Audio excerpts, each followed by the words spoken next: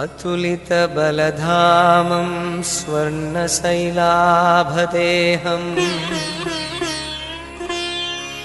दनुजगणकृशानुं ज्ञानिनामग्रगण्यम्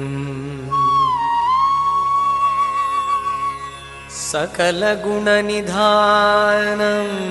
वानराणामधीशम्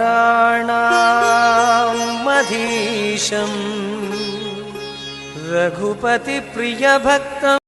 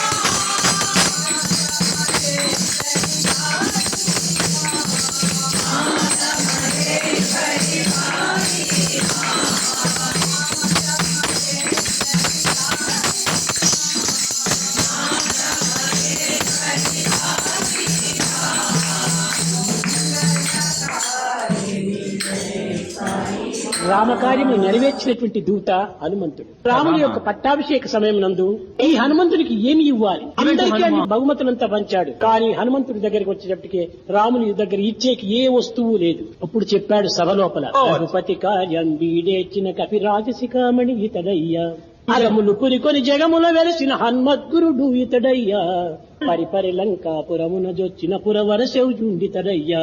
ఈ విధంగా హనుమంతుని వర్ణించి ఈ రామరాజ్యమునకు, ఈ రామకథకు ప్రధానమైనటువంటి సూత్రధారుడు హనుమంతుడే. ఓ హనుమంత, నీకు ఇచ్చేటువంటి పదార్థము నా దగ్గర ఒకటి లేదు, నన్ను నేనే ఇచ్చుకుంటున్నానని ఆ హనుమంతు